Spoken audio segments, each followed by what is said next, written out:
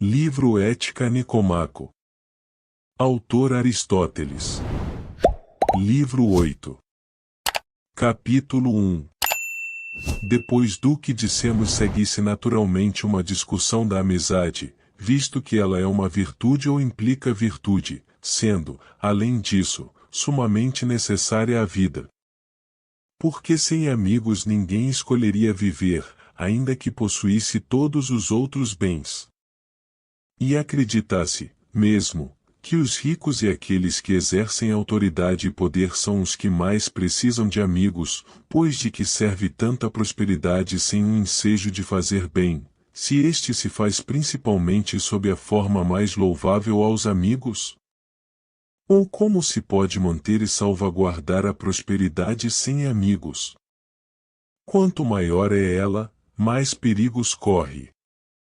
Por outro lado, na pobreza e nos demais infortúnios os homens pensam que os amigos são o seu único refúgio. A amizade também ajuda os jovens a afastar-se do erro, e aos mais velhos, atendendo-lhes às necessidades e suprindo as atividades que declinam por efeito dos anos. Aos que estão no vigor da idade ela estimula a prática de nobres ações, pois na companhia de amigos, os dois que andam juntos, os homens são mais capazes tanto de agir como de pensar.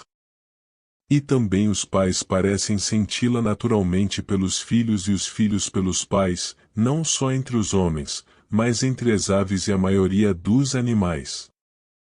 Membros da mesma raça sentem uns pelos outros, e especialmente os homens, por isso louvamos os amigos de seu semelhante. Até em nossas viagens podemos ver quanto cada homem é chegado e caro a todos os outros. A amizade também parece manter unidos os estados, e dir-se-ia que os legisladores têm mais amor à amizade do que à justiça, pois aquilo a que visam acima de tudo é a unanimidade, que tem pontos de semelhança com a amizade, e repelem o sectarismo como se fosse o seu maior inimigo. E quando os homens são amigos não necessitam de justiça, ao passo que os justos necessitam também da amizade, e considera-se que a mais genuína forma de justiça é uma espécie de amizade. Não é ela, contudo, apenas necessária, mas também nobre, porquanto louvamos os que amam os seus amigos e considera-se uma bela coisa ter muitos deles. E pensamos, por outro lado, que as mesmas pessoas são homens bons e amigos. Ora, certos pontos atinentes à amizade são matéria de debate. Alguns a definem como uma espécie de afinidade e dizem que as pessoas semelhantes são amigas, donde os aforismos o igual com igual, cada ovelha com sua parelha, etc. Outros, pelo contrário, dizem que os dois do mesmo ofício nunca estão de acordo.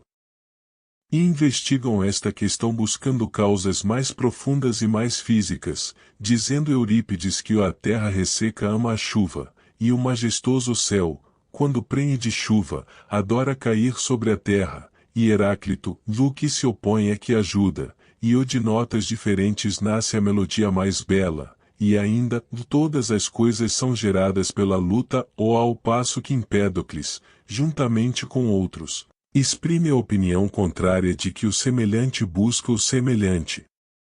Quanto aos problemas físicos, podemos deixá-los de parte, pois não pertencem à presente investigação. Examinemos os que são humanos e envolvem caráter e sentimento. Por exemplo, se a amizade pode nascer entre duas pessoas quaisquer, se podem ser amigos os maus, e se existe uma só espécie de amizade, ou mais. Os que pensam que só existe uma porque a amizade admite graus baseiam-se num indício inadequado, visto que mesmo as coisas que diferem em espécie admitem graus. Este assunto já foi discutido por nós anteriormente. Capítulo 2.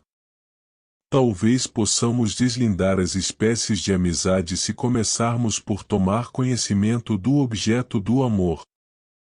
Ora, nem tudo parece ser amado, mas apenas o estimável, e este é bom, agradável ou útil.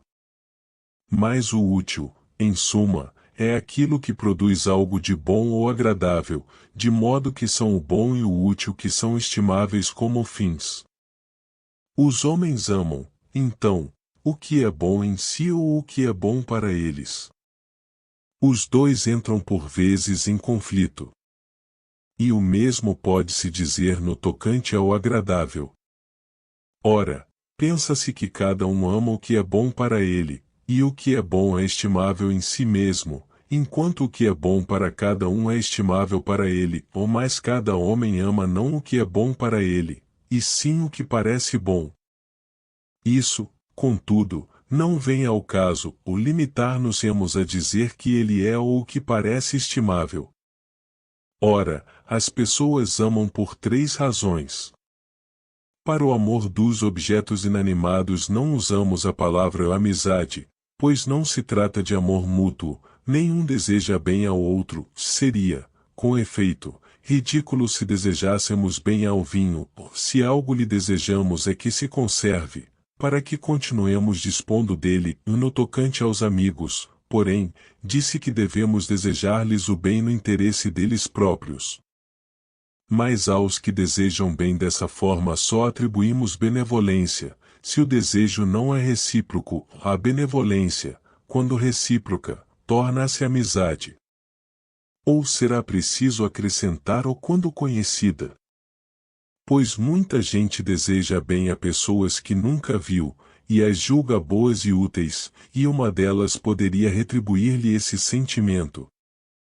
Tais pessoas parecem desejar bem umas às outras, mas como chamá-las de amigos se ignoram os seus mútuos sentimentos? A fim de serem amigas, pois, devem conhecer uma a outra como desejando-se bem reciprocamente por uma das razões mencionadas acima.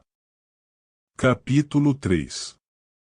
Ora, essas razões diferem umas das outras em espécie, portanto, é em espécie que diferem também as correspondentes formas de amor e de amizade.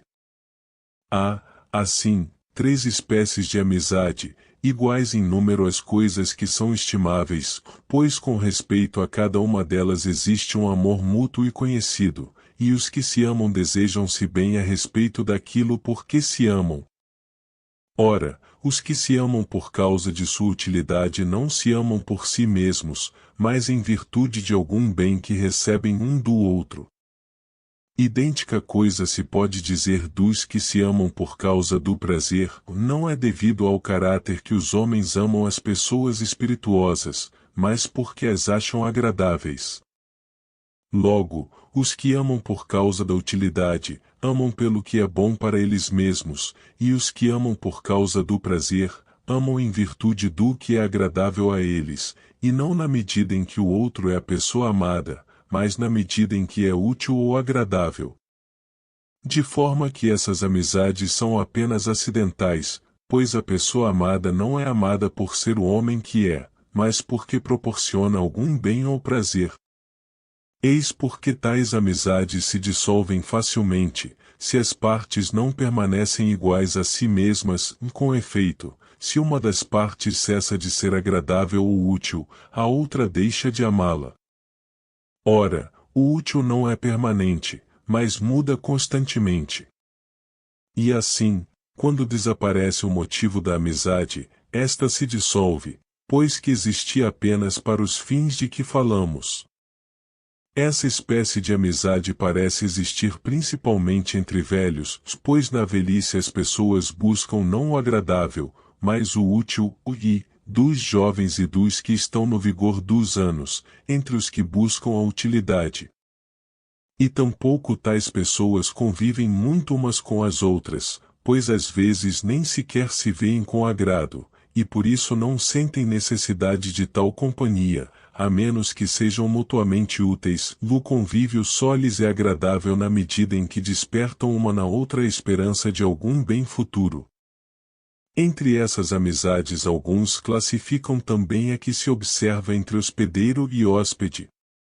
A amizade dos jovens, por outro lado, parece visar ao prazer, pois eles são guiados pela emoção e buscam acima de tudo o que lhes é agradável e o que tem imediatamente diante dos olhos, mas com o correr dos anos os seus prazeres tornam-se diferentes.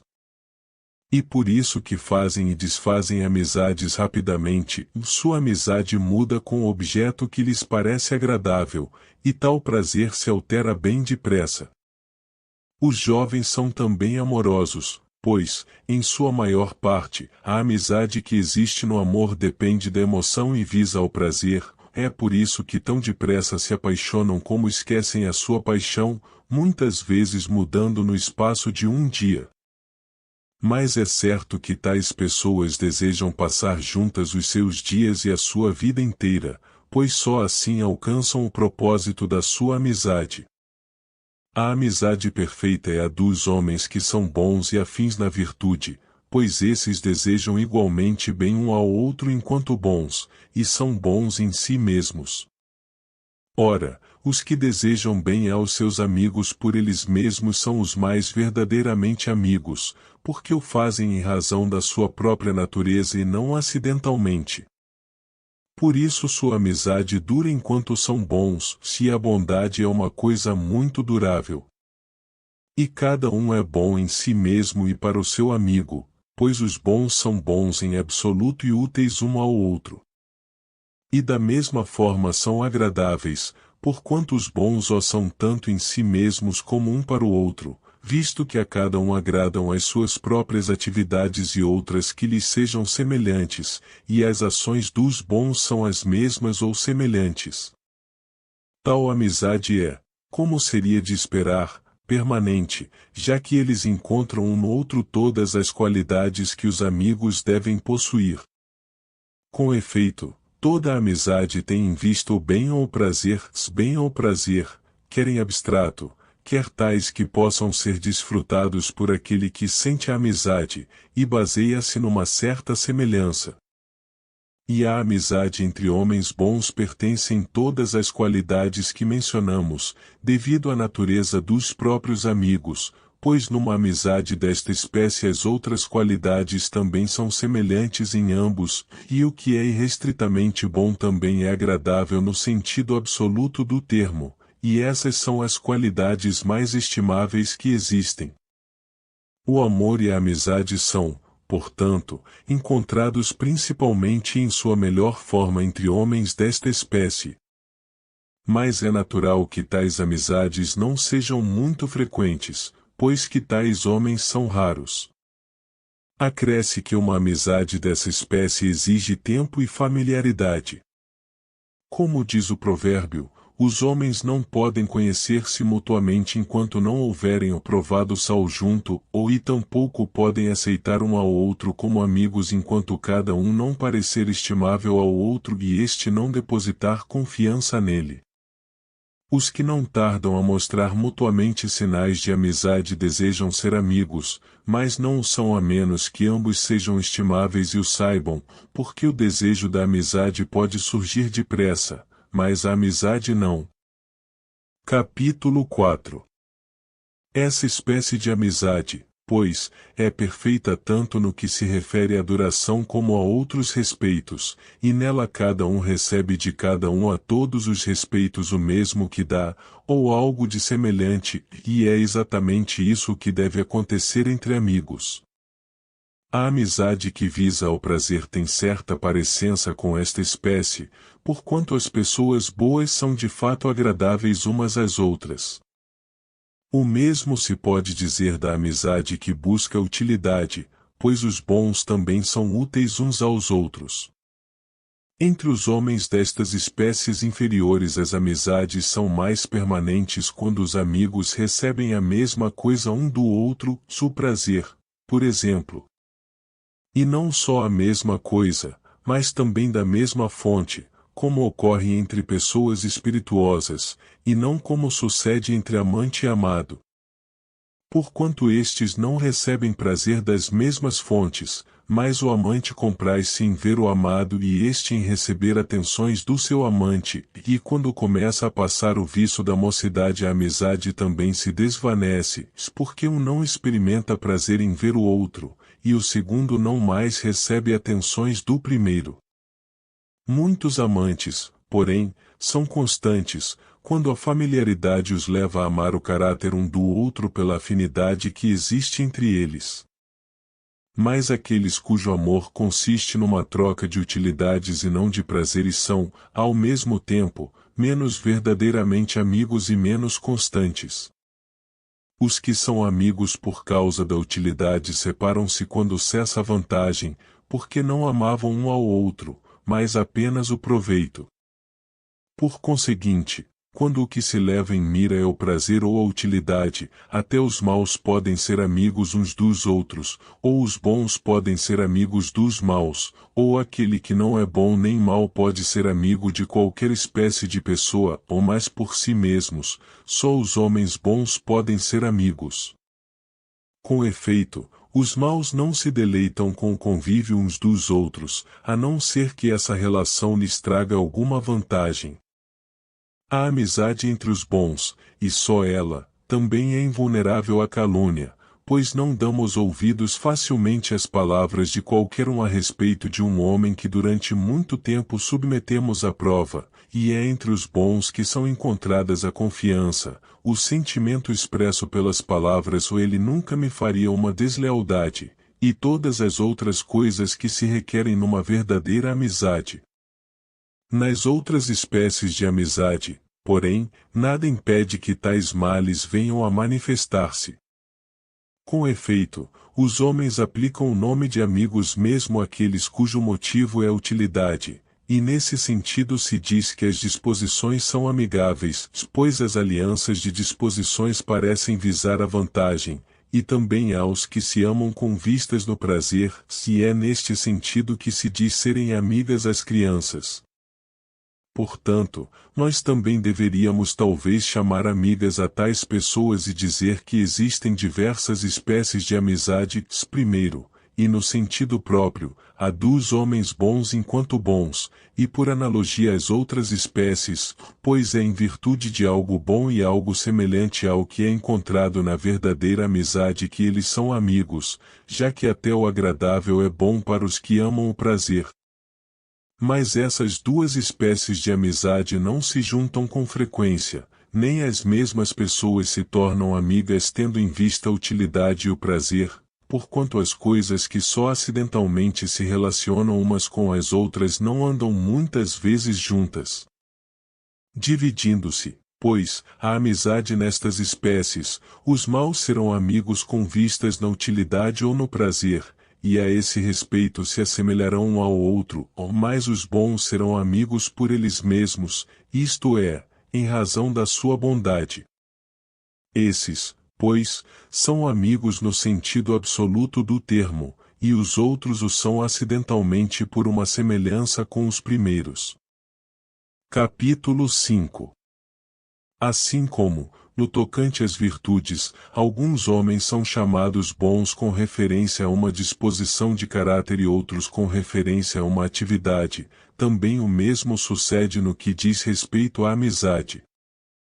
Efetivamente, os que vivem juntos deleitam-se um com o outro e conferem-se mútuos benefícios, mas os que dormem ou que se acham separados no espaço não realizam, mas estão dispostos a realizar os atos da amizade.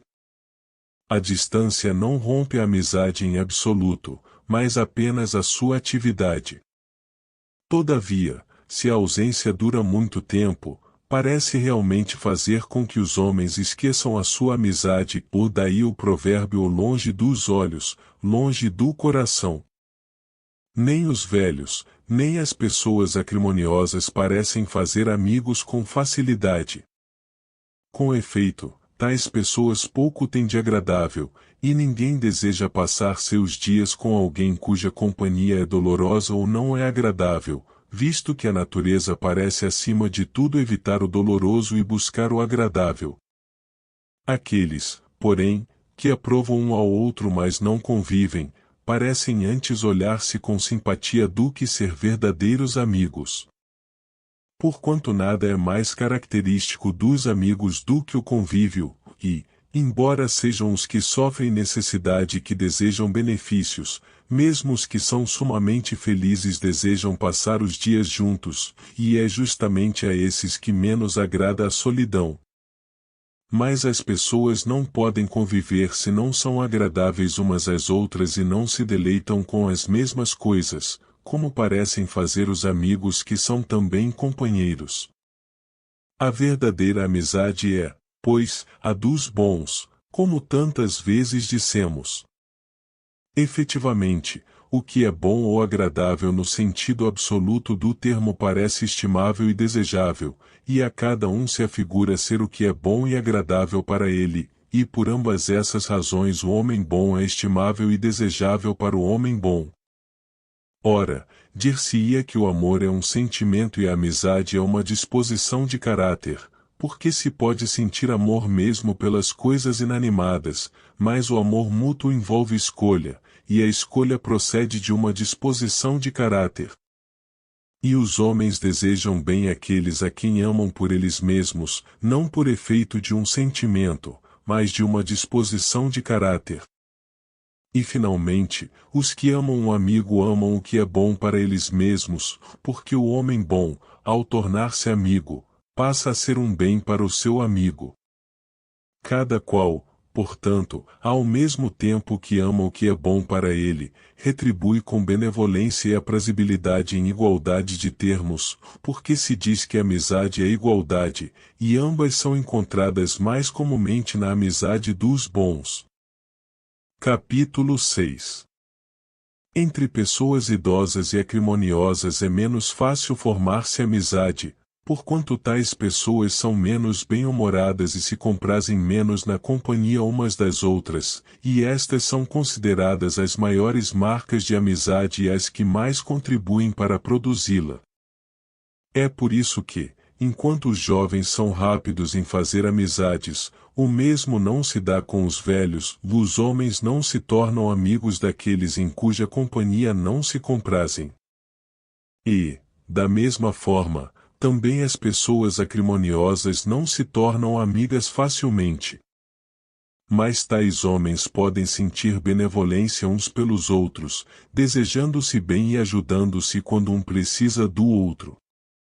Mal se pode dizer, no entanto, que sejam amigos, porque não passam os dias juntos nem se deleitam na companhia um do outro, e estas são consideradas as maiores marcas da amizade.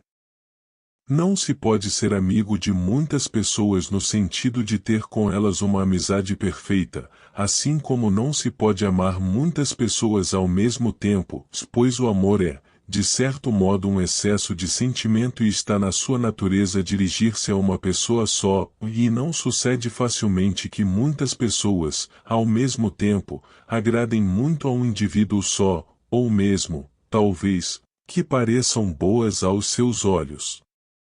É preciso, por outro lado, adquirir alguma experiência da outra pessoa e familiarizar-se com ela, e isso custa muito trabalho, mas com vistas na utilidade ou no prazer, é possível que muitas pessoas agradem a uma só, pois muitas pessoas são úteis ou agradáveis, e tais serviços não exigem muito tempo.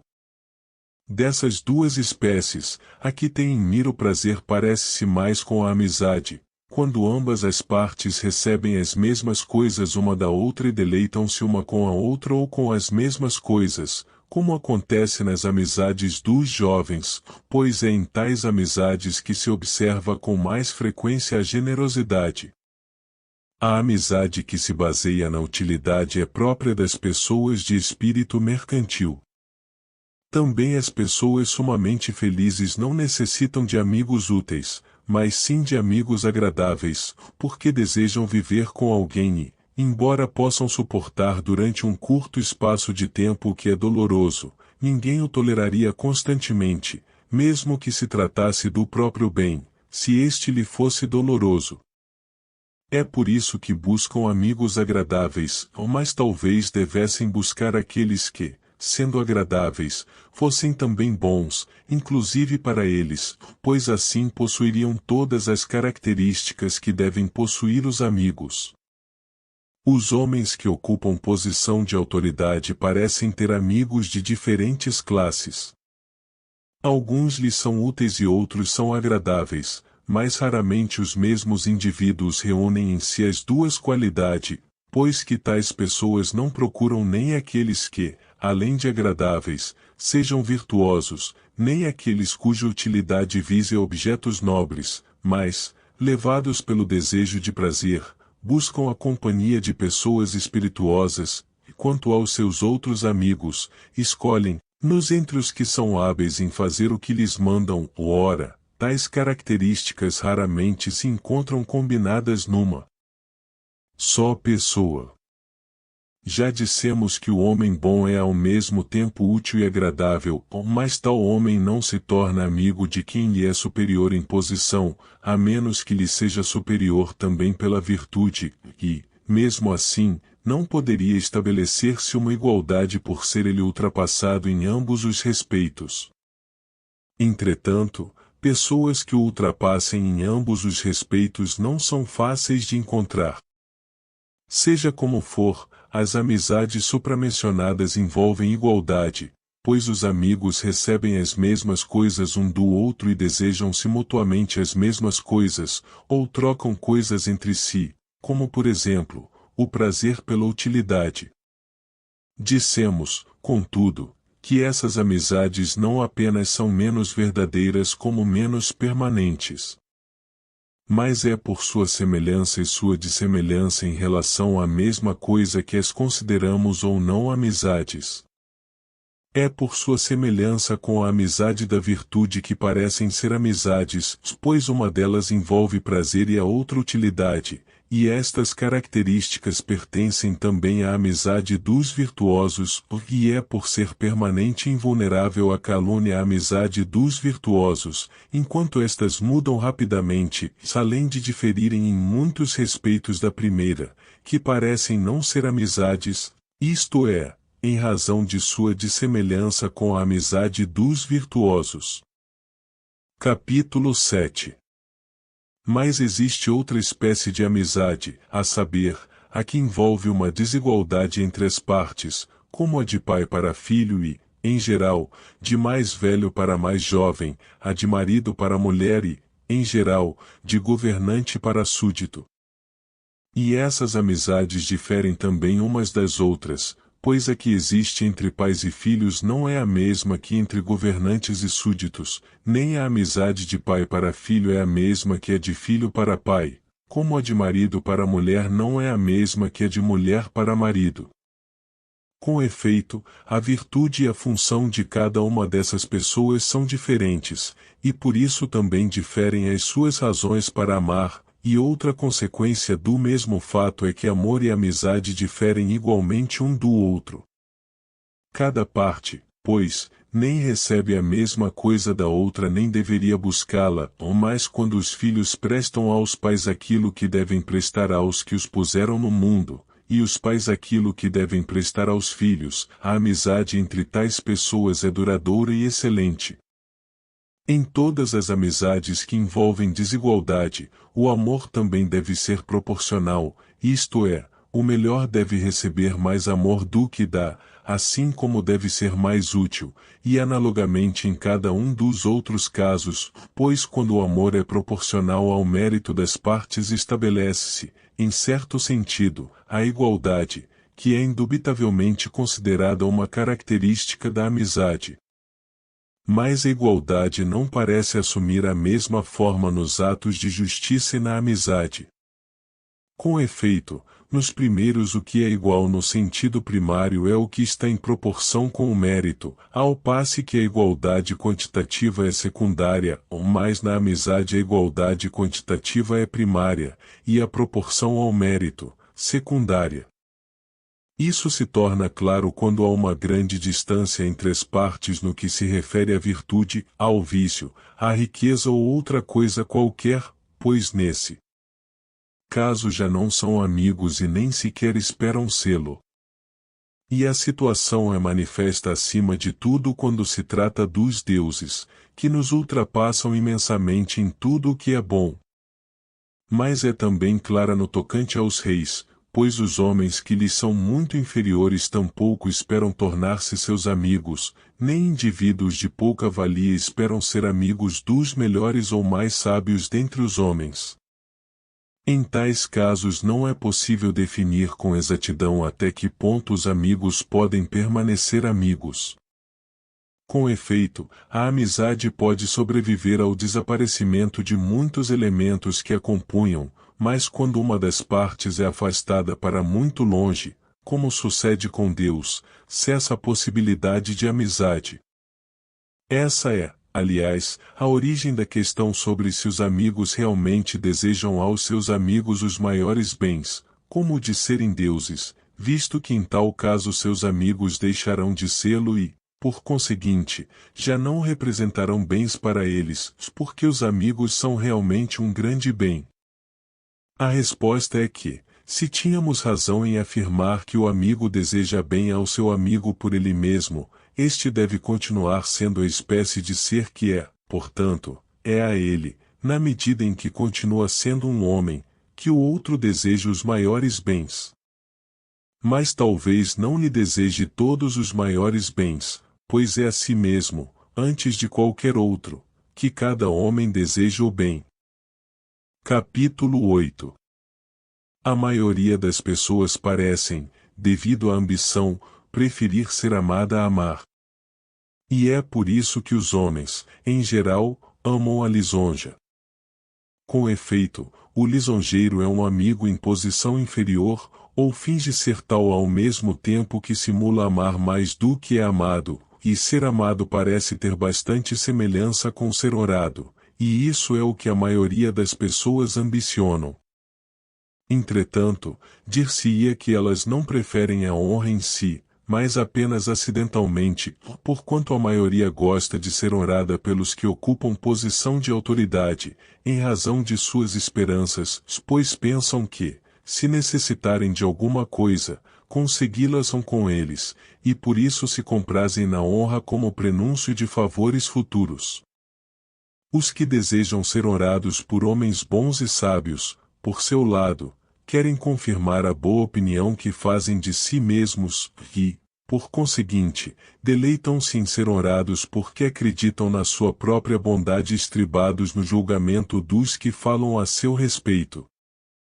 O ser amado, por outra parte, é deleitável em si mesmo, e por isso afigura-se preferível ao ser honrado, e a amizade parece digna de ser desejada por si mesma.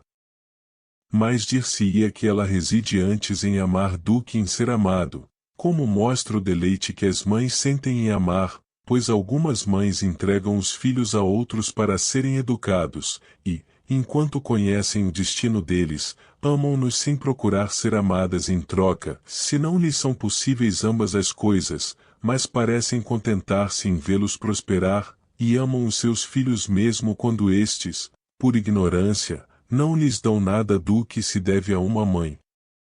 E assim, como a amizade depende mais do amar que do ser amado, e são os que amam os seus amigos que são louvados, o amar parece ser a virtude característica dos amigos, de modo que só aqueles que amam na medida justa são amigos duradouros, e só a amizade desses resiste ao tempo.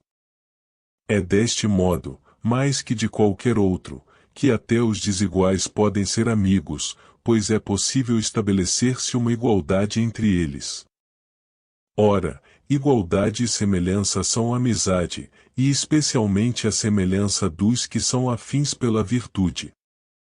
Com efeito, sendo constantes por natureza, eles mantêm-se fiéis um ao outro e não solicitam nem prestam serviços baixos, mas pode-se dizer que até previnem tais ocorrências, pois é característico dos homens bons não fazer o mal eles próprios, nem permitir que seus amigos o façam. Os maus, porém, não têm constância, visto que nem sequer a si mesmos se mantêm semelhantes, mas são amigos durante breve tempo, por se deleitarem na maldade um do outro. As amizades úteis ou agradáveis duram mais, isto é, subsistem enquanto os amigos proporcionam prazeres ou vantagens um ao outro. A amizade com vistas na utilidade parece ser a que mais facilmente se forma entre contrários, como, por exemplo, entre pobre e rico, entre ignorante e letrado, porque um homem ambiciona aquilo que lhe falta e dá algo em troca. Mas nesta classe também se poderia incluir amante e amado, belo e feio. É por isso que os amantes parecem às vezes ridículos, quando pretendem ser amados em troca, quando ambos são igualmente dignos de amor. A pretensão talvez se justifique, mas é ridícula quando não tem nenhuma qualidade própria para despertar o amor. A verdade, talvez, é que o contrário nem sequer busca o contrário por sua própria natureza, mas apenas acidentalmente, sendo o intermediário o objeto real do desejo, pois este é que é realmente bom. Por exemplo, para o seco, o bom não é ficar úmido, mas passar ao estado intermediário, e da mesma forma no que se refere ao quente em todos os outros casos. Podemos deixar de parte estes assuntos, que em verdade são um pouco estranhos à nossa investigação. Capítulo 9. Como dissemos no começo de nossa discussão, a amizade e a justiça parecem dizer respeito aos mesmos objetos e manifestar-se entre as mesmas pessoas. Com efeito, em toda comunidade pensa-se que existe alguma forma de justiça, e igualmente de amizade. Pelo menos, os homens dirigem-se como amigos aos seus companheiros de viagem ou camaradas de armas, e da mesma forma aos que se lhes associam em qualquer outra espécie de comunidade. E até onde vai a sua associação vai a sua amizade, como também a justiça que entre eles existe. E o provérbio segundo o qual os amigos têm tudo em comum é a expressão da verdade, pois a amizade depende da comunhão de bens. Ora, os irmãos e os camaradas possuem todas as coisas em comum, mas esses outros a quem nos referimos possuem em comum certas coisas, alguns mais e outros menos, e porque das amizades, também algumas são verdadeiras amizades em maior e outras em menor grau. E as imposições da justiça também diferem, e não são os mesmos os deveres dos pais para com os filhos e os dos irmãos entre si, nem os dos camaradas ou dos concidadãos, e o mesmo no que toca às outras espécies de amizade. Há também uma diferença, por conseguinte, entre os atos que são injustos para com cada uma dessas classes de associados, e a injustiça cresce de ponto quando se manifesta para com os que são amigos num sentido mais pleno. Por exemplo, é mais detestável defraudar um camarada do que um concidadão, mais odioso deixar de ajudar um irmão do que um estranho, e mais abominável ferir o próprio pai do que a qualquer outro. E as imposições da justiça também parecem aumentar com a intensidade da amizade, o que implica que a amizade e a justiça existem entre as mesmas pessoas e são coextensivas. Ora, todas as formas de comunidade são como partes da comunidade política. Por exemplo, tendo em vista alguma vantagem particular que os homens viajam juntos, e a fim de proverem alguma coisa necessária à vida, e é por causa da vantagem que a comunidade política parece ter se formado e perdurar, pois esse é o objetivo que os legisladores se propõem, e chamam justo o que concorre para a vantagem comum.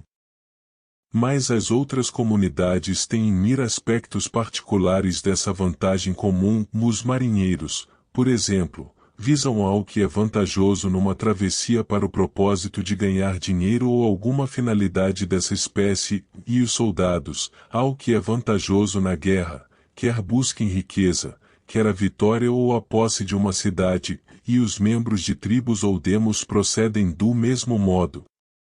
Algumas comunidades parecem originar-se da necessidade de prazer, como as corporações religiosas e os grêmios sociais, pois esses existem a fim de oferecer sacrifícios e proporcionar o convívio.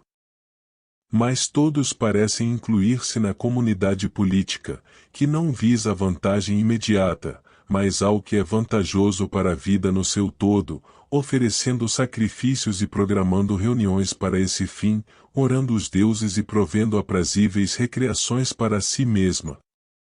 Com efeito, tudo indica que os antigos sacrifícios e reuniões ocorriam após as colheitas como uma espécie de festa das primícias, pois era nessa época que os homens tinham mais lazeres.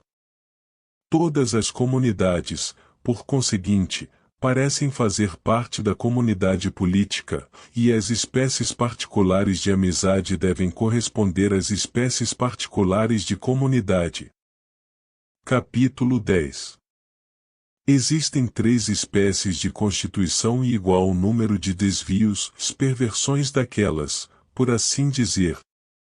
As constituições são a monarquia, a aristocracia, e em terceiro lugar a que se baseia na posse de bens e que seria talvez apropriado chamar timocracia, embora a maioria lhe chame governo do povo. A melhor delas é a monarquia, e a pior é a timocracia. O desvio da monarquia é a tirania, pois que ambas são formadas de governo de um só homem, mas há entre elas a maior diferença possível. O tirano visa a sua própria vantagem, o rei a vantagem de seus súditos. Com efeito, um homem não é rei a menos que baste a si mesmo e supere os seus súditos em todas as boas coisas. Ora, um homem em tais condições de mais nada precisa, e por isso não olhará aos seus interesses, mas aos de seus súditos, pois o rei que assim não for terá da realeza apenas o título. Ora, a tirania é o contrário exato de tudo isso, o tirano visa ao seu próprio bem.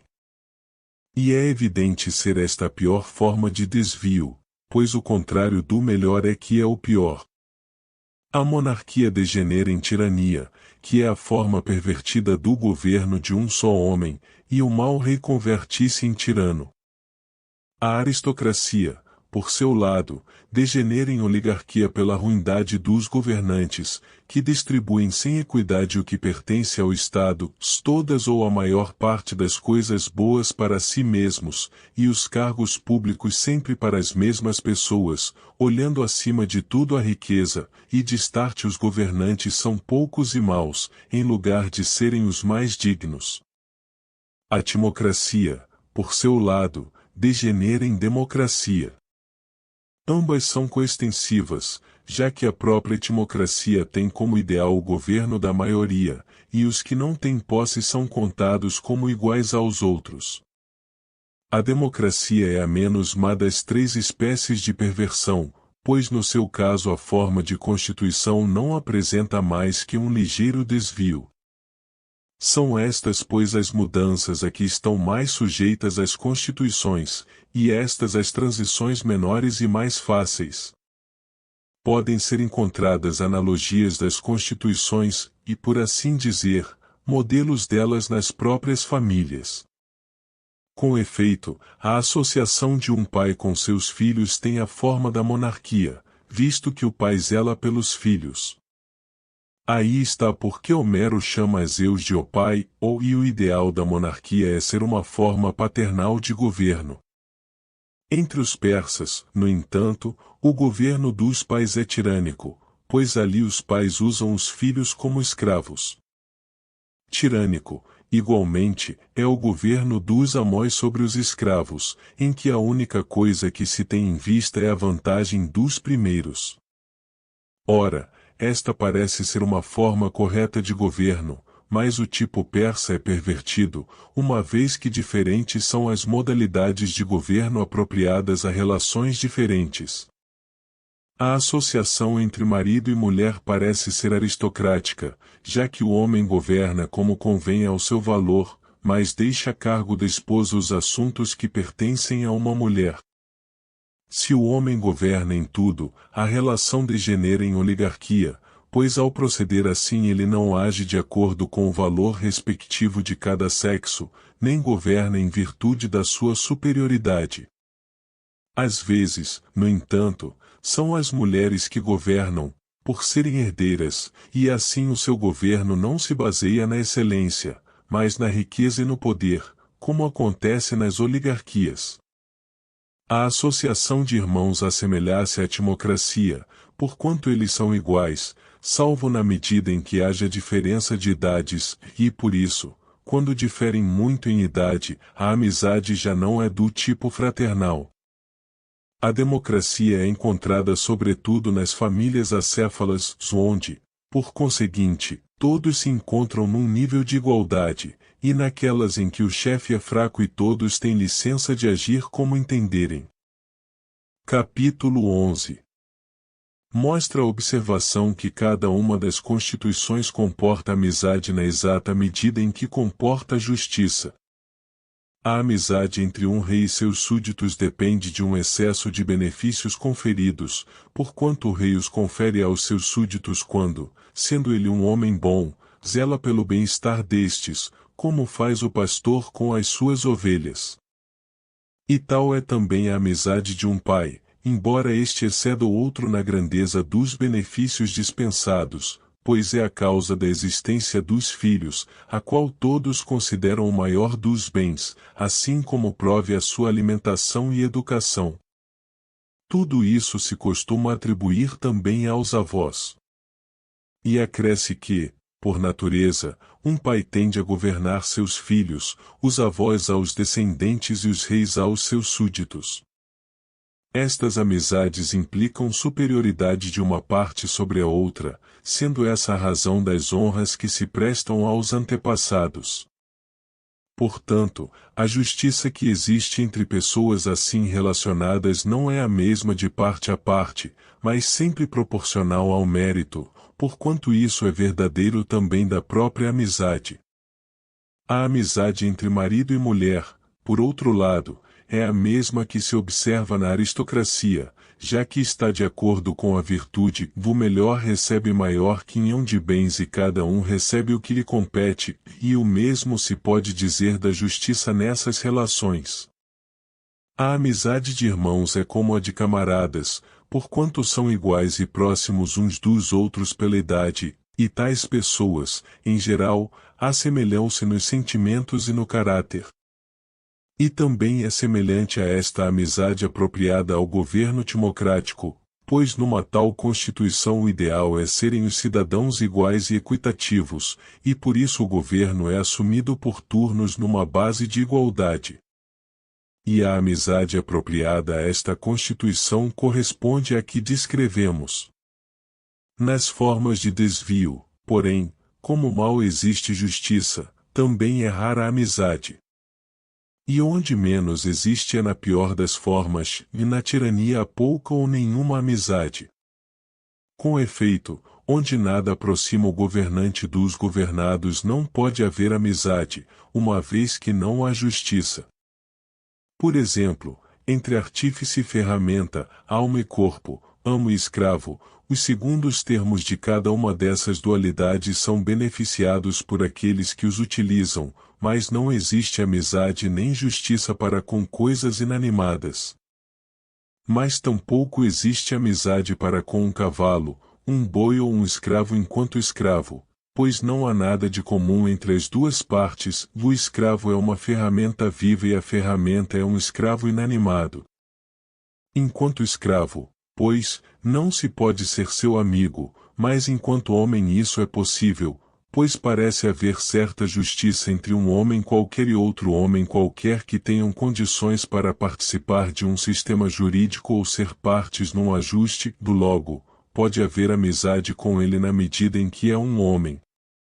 Por conseguinte, embora nas tiranias mal existam a amizade e a justiça, nas democracias elas têm uma existência mais plena, pois onde há igualdade entre os cidadãos estes possuem muito em comum. Capítulo 12. Como dissemos, pois, toda a forma de amizade envolve associação. Poder-se-ia, no entanto, distinguir das outras a amizade dos familiares e a dos camaradas. As dos concidadãos, companheiros de viagem, etc., se assemelham mais às amizades de associação, pois parecem repousar sobre uma espécie de pacto. Nesta classe poderíamos incluir a amizade entre hóspede e hospedeiro. A própria amizade dos familiares, embora seja de várias espécies, parece depender em todos os casos da amizade paterno-filial, porquanto os pais amam os filhos como partes de si mesmos, e os filhos amam os pais por serem algo que se originou deles. Ora, os pais conhecem os filhos melhor do que estes se conhecem como seus filhos, e o procriador sente os filhos como seus mais do que os filhos sentem os pais como seus, pois o produto pertence a quem o produziu, como, por exemplo, um dente, um fio de cabelo ou qualquer outra coisa pertence ao seu dono, mas o produtor não pertence ao seu produto, ou pertence em menor grau. E finalmente, o tempo decorrido contribui para o mesmo resultado. Os pais amam os filhos desde que estes nascem, mas os filhos começam a amar os pais só depois de algum tempo, quando adquiram entendimento ou poder de discriminação pelos sentidos. Por isso tudo se evidencia também a razão de ser o amor das mães maior que o dos pais.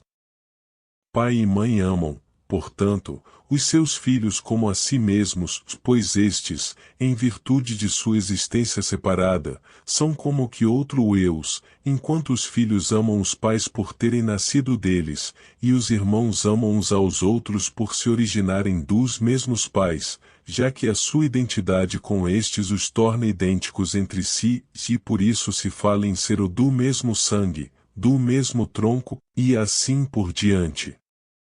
Em certo sentido, pois, são a mesma coisa, embora existam como indivíduos separados.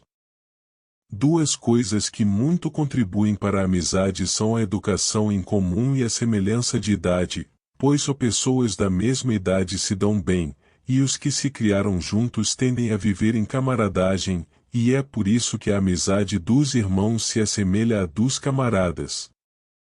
E entre primos e outros parentes existe um laço derivado do fraterno, isto é, de provirem dos mesmos pais. Aproximam-se e distanciam-se uns dos outros proporcionalmente à proximidade ou distância do progenitor comum. A amizade dos filhos pelos pais e dos homens pelos deuses é a que se tem para com algo de bom e superior, pois eles lhes dispensaram os maiores benefícios, dando-lhes o ser, a alimentação e a educação desde que nasceram. E essa espécie de amizade também é aprazível e útil, mais do que a amizade entre estranhos, uma vez que tais pessoas convivem mais entre si. A amizade de irmãos tem as características observadas na amizade entre camaradas, especialmente quando estes são bons, e, de modo geral, entre pessoas semelhantes umas às outras, porquanto eles vivem em comum e se amam desde que nasceram, e já que os filhos dos mesmos pais, tendo crescido juntos e recebido a mesma educação, têm maior semelhança de caráter, e, no seu caso, a prova do tempo foi aplicada de maneira mais completa e concludente. Entre outros graus de parentesco, as relações amigáveis são encontradas nas proporções correspondentes. Entre marido e mulher a amizade parece existir por natureza, pois a espécie humana se inclina naturalmente a formar casais, mais do que a formar cidades, já que a família é anterior à cidade e mais necessária do que esta, e a reprodução é comum ao homem e aos animais. Entre os outros animais a união vai apenas até esse ponto, mas os seres humanos vivem juntos não só para reproduzir-se, senão também para os vários propósitos da vida. E desde o começo são divididas as funções, diferindo entre si as do homem e as da mulher, e ajudam eles um ao outro fazendo o capital comum de seus dotes individuais. Por tais motivos, tanto a utilidade como o prazer parecem ser encontrados nessa espécie de amizade. Pode ela, no entanto, basear-se também na virtude, se as partes são boas, pois cada uma possui a sua virtude própria, e ambas se deleitam nisso. E os filhos constituem um laço de união, motivo pelo qual os casais sem filhos separam-se mais facilmente, porquanto os filhos são um bem comum a ambos, e o que ambos possuem em comum os conserva unidos. Como devem portar-se um para com outro marido e mulher, e, de um modo geral, amigo com amigo, parece ser a mesma questão que é de determinar qual seja a sua conduta justa, porque um homem não parece ter os mesmos deveres para com um amigo, um estranho, um camarada e um condiscípulo. Capítulo 13.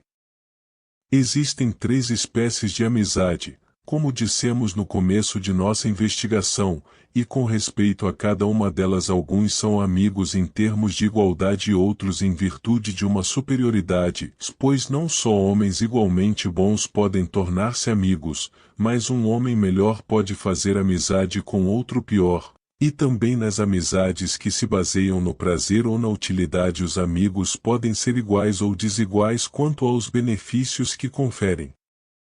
Assim sendo, os iguais devem ser amigos numa base de igualdade quanto ao amor e a todos os outros respeitos, ao passo que os desiguais devem beneficiar-se proporcionalmente à sua superioridade ou inferioridade. As queixas e censuras surgem unicamente ou principalmente nas amizades que se baseiam na utilidade, e isso está conforme ao que seria de esperar. Com efeito, os que são amigos com base na virtude anseiam por fazer bem um ao outro, pois que isso é uma marca de virtude e de amizade, e entre homens que emulam entre si nessas coisas não pode haver queixas nem disputas. Ninguém é ofendido por um homem que o ama e lhe faz bem, se é uma pessoa de nobres sentimentos, vinga-se fazendo bem ao outro. E o homem que supera o outro nos serviços prestados não se queixará do seu amigo, visto que obtém aquilo que tinha em vista, e com efeito, cada um deles deseja o que é bom. E tampouco nas amizades baseadas no prazer surgem muitas queixas, porque ambos recebem simultaneamente o que desejam, se comprazem em passar o tempo juntos, e mesmo o homem que se queixasse de outro por não lhe proporcionar prazer seria ridículo, uma vez que depende dele não passar seus dias em companhia desse outro. Mas a amizade que se baseia na utilidade é repleta de queixas, porquanto, como cada um se utiliza do outro em seu próprio benefício, sempre querem lucrar na transação, e pensam que saíram prejudicados e censuram seus amigos porque não recebem tudo o que o necessitam e merecem, e os que fazem bem a outros não podem ajudá-los tanto quanto eles querem. Ora, é de supor que, sendo a justiça de 2 espécies, uma não escrita e a outra legal, haja também uma espécie moral e outra legal de amizade baseada na utilidade. E assim, as queixas surgem principalmente quando os homens não dissolvem a relação dentro do espírito do mesmo tipo de amizade em que a contraíram. O tipo legal é aquele que assenta sobre termos definidos. Sua variedade puramente comercial baseia-se no pagamento imediato, enquanto a variedade mais liberal dá certa margem de tempo, mas estipula uma troca definida. Nesta variedade a dívida é clara e não ambígua, mas a sua protelação contém um elemento de amizade, e por isso alguns estados não admitem ações judiciais em torno de tais acordos, mas pensam que os homens que transacionaram numa base de crédito devem aceitar as consequências. O tipo moral não assenta em termos fixos.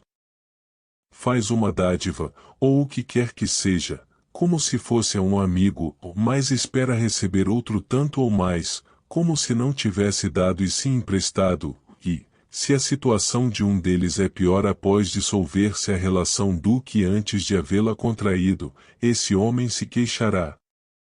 Isso acontece porque todos os homens ou a maioria deles desejam o que é nobre mas escolhem o que é vantajoso. Ora, é nobre fazer bem a um outro sem visar a qualquer compensação, mas receber benefícios é que é vantajoso. Portanto, cabe-nos retribuir, se possível, com o equivalente do que recebemos, porque não devemos fazer de um homem nosso amigo contra a sua vontade. É preciso reconhecer que nos enganamos de começo, aceitando um benefício de uma pessoa de quem não devíamos aceitá-lo, já que não era nosso amigo, nem de alguém que o fez simplesmente por fazer, e cumpre-nos saldar as contas exatamente como se tivéssemos sido beneficiados com base em termos fixos. Em verdade, teríamos concordado em retribuir se pudéssemos, do contrário, o próprio benfeitor não contaria com isso, e, por conseguinte, devemos retribuir, se isso nos é possível. Mas de início devemos considerar o homem por quem estamos sendo beneficiados e em que termos ele procede, a fim de aceitar o benefício nesses termos, ou então recusá-lo. É discutível se devemos medir um serviço pela sua utilidade para o beneficiado e retribuí-lo nessa base, ou pela benevolência do benfeitor. Com efeito, os que recebem dizem ter recebido de seus benfeitores o que custou pouco a estes e que eles poderiam ter obtido de outros, subestimando dessa forma o serviço, ao passo que os benfeitores, pelo contrário, afirmam ter feito o máximo que podiam e o que não poderia ter sido obtido de outros, e que o serviço foi prestado em ocasião de perigo ou de necessidade. Ora, se a amizade é do tipo que visa a utilidade, certamente a vantagem para o beneficiado é a medida, porquanto é ele quem solicita o serviço e o outro o ajuda na suposição de que receberá o equivalente. De start, a ajuda foi exatamente igual à vantagem do beneficiado, o qual, por conseguinte, deve retribuir com o equivalente do que recebeu, ou mais, pois isso seria mais nobre.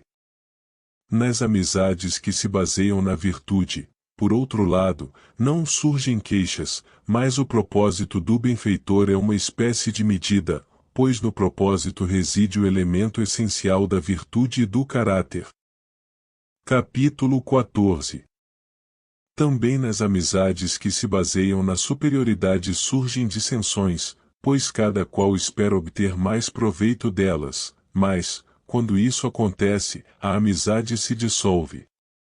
Não só o homem melhor pensa que lhe cabe receber mais, de vez que um homem bom faz jus a mais, como o mais útil espera a mesma coisa. E dizem que um homem inútil não deve receber tanto quanto eles, visto que nesse caso a amizade deixa de ser amizade para converter-se num serviço público quando os seus proveitos não correspondem ao valor dos benefícios conferidos. Porque tais pessoas pensam que assim como numa sociedade comercial os que entram com mais devem ganhar mais, o mesmo deve suceder na amizade. Mas o homem que se encontra em estado de necessidade e inferioridade faz a reivindicação contrária e pensa que é próprio de um bom amigo ajudar os necessitados. De que serviria, diz ele, ser amigo de um homem bom ou poderoso se não se tirasse nenhum proveito disso? Seja como for, parece que cada parte é justificada na sua asserção e que cada um deveria tirar mais vantagem da amizade do que o outro, se não maior quantidade da mesma coisa, porém, mais o superior em honra e o inferior em ganho, porquanto a honra é o prêmio da virtude e da beneficência, enquanto o ganho é a ajuda de que necessita a inferioridade. O mesmo parece suceder nas disposições constitucionais, o homem que não contribui com nada para o bem comum não é honrado, pois o que pertence ao público é dado a quem o beneficia, e a honra pertence ao público. Não é possível receber ao mesmo tempo riqueza e honra do patrimônio comum. Com efeito, ninguém se conforma em receber a parte menor em todas as coisas, e de start, ao homem que perde a riqueza confere-se honra, e riqueza ao que consente em ser pago, já que a proporção ao mérito iguala as partes e preserva a amizade, como dissemos. É também essa, portanto, a maneira pela qual nos deveríamos associar com desiguais. O homem que é beneficiado com respeito à riqueza ou à virtude deve retribuir com honra, compensando o outro na medida de suas capacidades. Porquanto a amizade pede a um homem que faça o que pode e não o que é proporcional aos méritos do caso, já que isso nem sempre é possível, como, por exemplo, nas honras prestadas aos deuses ou aos pais. Com efeito, ninguém jamais lhes poderia pagar o equivalente do que recebe, mas o homem que os serve na medida de suas capacidades é considerado um homem bom.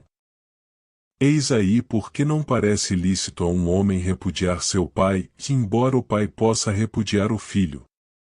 Como devedor que é, deve pagar, mas nada do que um filho possa fazer equivalerá ao que recebeu, de modo que ele continua sempre em dívida. Mas, assim como os credores podem perdoar uma dívida, também um pai pode fazê-lo. E, por outro lado, pensa-se que ninguém repudiaria um filho que não fosse profundamente perverso, porque, além da amizade natural entre pai e filho, é próprio da natureza humana não enjeitar a ajuda de um filho. Mas este, se de fato é perverso, evitará ajudar o pai ou não fará muita questão disso, porquanto a maioria deseja receber benefícios mas evita fazê-los, como coisa que não compensa. Sobre estas questões dissemos o suficiente. Parabéns por chegar até o final deste audiolivro. Nós gostaríamos que você compartilhasse o seu saber conosco, escrevendo nos comentários do vídeo sobre os assuntos abordados no livro, para podermos debater ideias, insights e sugestões. Se você gostou do livro, deixe seu like e inscreva-se no nosso canal para não perder nenhum audiolivro. Obrigado por fazer parte da nossa comunidade.